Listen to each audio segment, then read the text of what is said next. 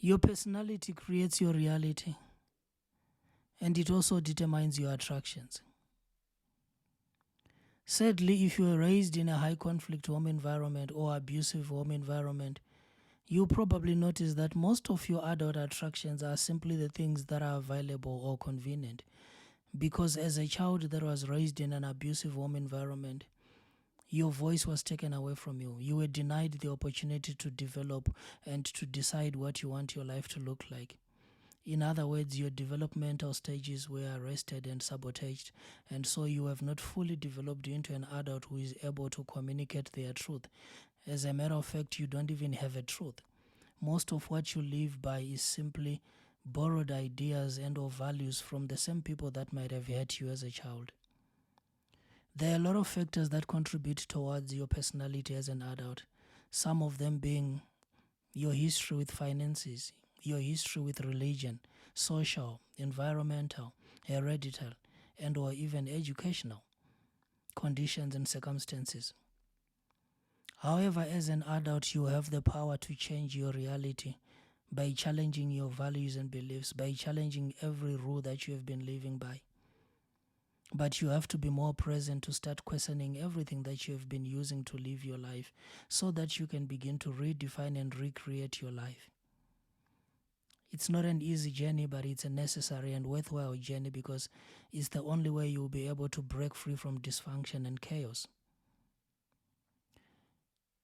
If you've been living all your life through the lenses of your setbacks and traumas, you'll probably notice that you don't have a strong sense of imagination that allows you to pursue a more meaningful life, because every time you are faced with an opportunity, every time you have the opportunity to pursue a new opportunity or experience, you always assess opportunities and new relationships through the lenses of your traumas and setbacks. And so most of the time, the way you choose opportunities and relationships is by simply identifying with anything that doesn't look like that which you are running away from. In other words, you don't mind settling for anything else that doesn't feel and look like that which you are running away from, which is the reality of your setbacks, misfortunes, and traumas.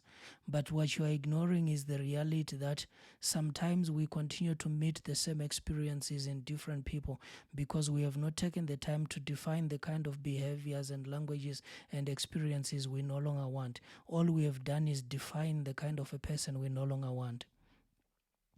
Avoiding people is not necessarily avoiding experiences.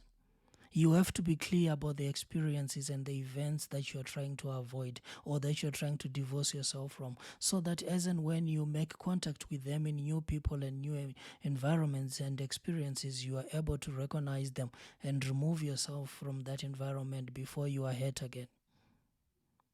And so most of us have spent most of our lives running away from people and not necessarily the experiences and the reality of the abuse they subjected us to.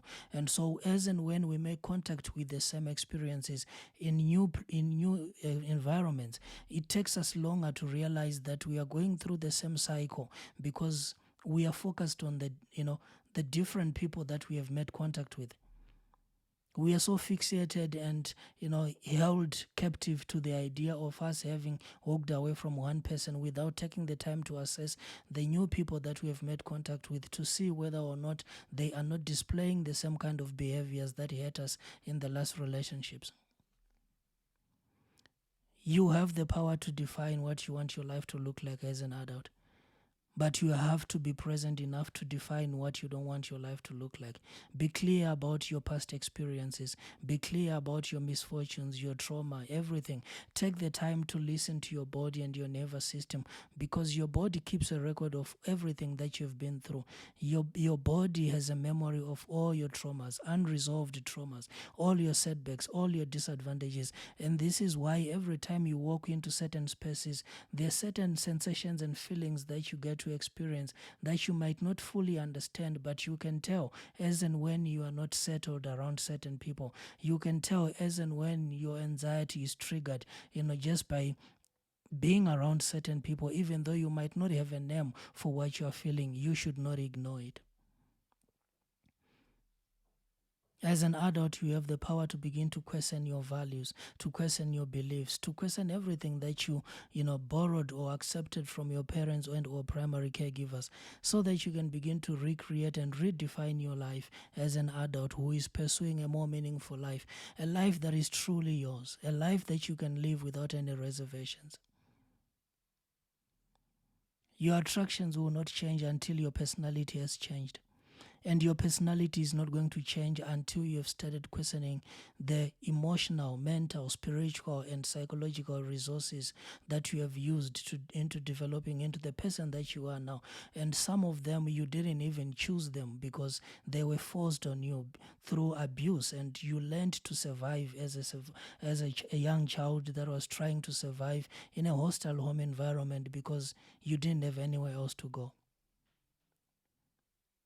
The sad thing about being a survivor is that you'll either grow to become a more agreeable person or a high conflict individual who is always opposing, suggestions, conversations, views, and or opinions from other people as a survival skill. Not necessarily because you are present to question and assess the data that you are collecting through conversations and or engagements with new people. You don't care about that. All you care about is protecting yourself from potential harm. And so you'll either become a high conflict individual who is ready to fight and defy any other view and opinion from other people, or you'll become a more agreeable person that is willing to agree and accept views and opinions from other people in an attempt to not offend them, so that you can protect yourself from the reality and the memory of your negative experiences as a result of the home environment you might have been raised in.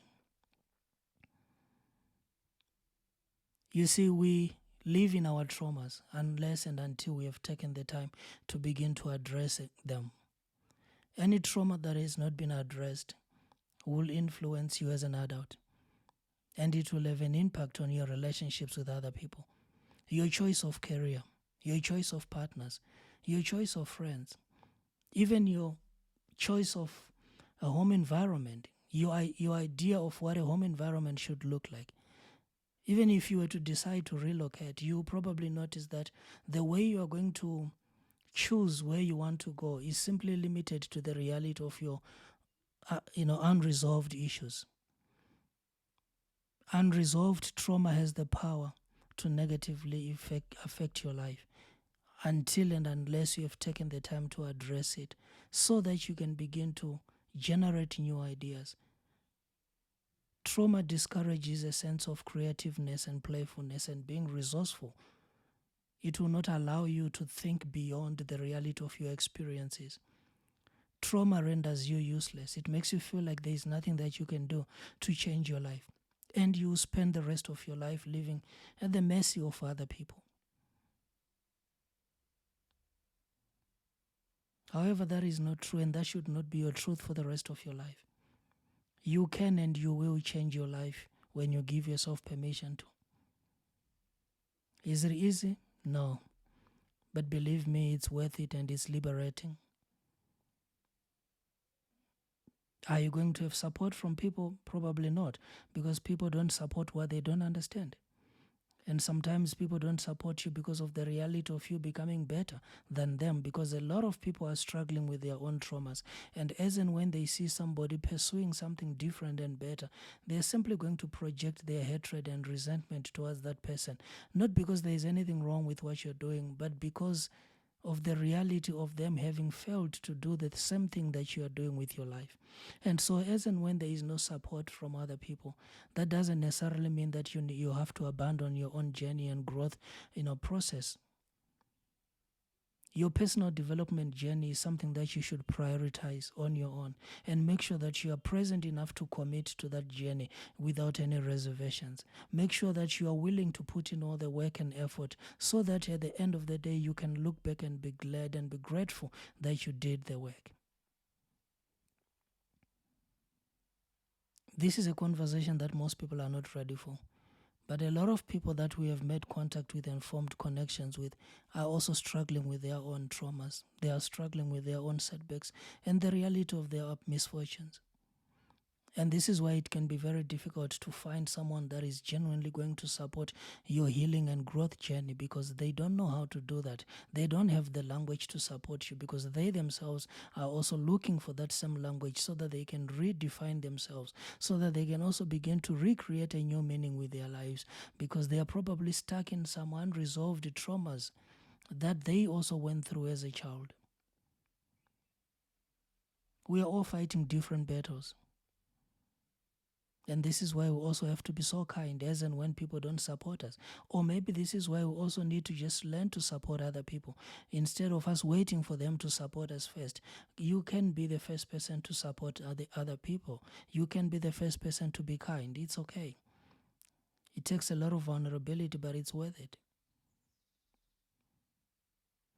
Use the awareness that you have, the awareness of the support and the encouragement that you need, to fuel the desire to also be there for other people. Not in a reckless way, not in a more tolerant way, but genuinely choose to be kind. Choose to be the kind of a person who's going to be the voice of reason and confidence in other people. Help build someone. And you probably notice that as you begin to experience people that are growing, you also begin to encourage your own growth, and it will start feeling like something that is necessary and worthy of every effort that you are putting into it, because of the result and the reality of the new emotions that you're now experiencing and the feelings that you get to sit in. Until we make contact with something good and different, we may never see the need to let go of the bad and the negative that we're experiencing, because we'll probably think and believe that there is nothing else outside of the reality that we are in now, which is not true. There is so much great that is waiting for you outside of what you are going through right now. There is an amazing and beautiful life that is waiting for you outside of all the setbacks and misfortunes that you have experienced. But you have to give yourself permission to begin to move in that direction, so that you can start making contact with something different, something positive, something that will continue to encourage the pursuit of a more meaningful life. Because the beauty of your life is that when you start making contact with your authentic self, you will start recognizing yourself, and you begin to shed away every other skin, every other mask, everything else that you have used to hide from the reality of your negative experiences, setbacks, and misfortunes from the past. And as you begin to let go of the masks that you've been wearing, you will notice that there is a weight that you is going to be lifted off your shoulders. There is a burden that you're going to put down. You no longer have to carry it. It's no longer yours, because it was never yours to start with. You took a burden from people that had not healed themselves from their own traumas, and they projected their anger, and they projected their dysfunction, and they projected their rage on you, and you took it upon yourself to carry their burdens and tried to impress them and to please them in an attempt to protect yourself as a little child. And that's okay, because that's all you could have done as a little kid. But now as an adult, there is more that you can do with your life. There is so much that you can change with your life. You have the power to paint your life with any color that you want. The kind of colors that is meaning to you. You're no longer painting for other people, you're painting for yourself. And so if whatever you're painting does not look beautiful to you, maybe it's not yours. Change the colors. Decide what you want it to look like and do that without any reservations. If there is anyone that you need to please today, it's you. It has always been you. You just didn't know it because nobody was there to tell you. I pray you're going to give yourself permission to grow, to redefine and recreate your life, to find a more meaningful life, to make the right kind of connections, to pursue the right relationships, to become the best version of yourself. Thank you so much for listening. And if you haven't subscribed, kindly hit the like, share, and subscribe button. I'll see you in our next episode. God bless you. This is Chris, signing out.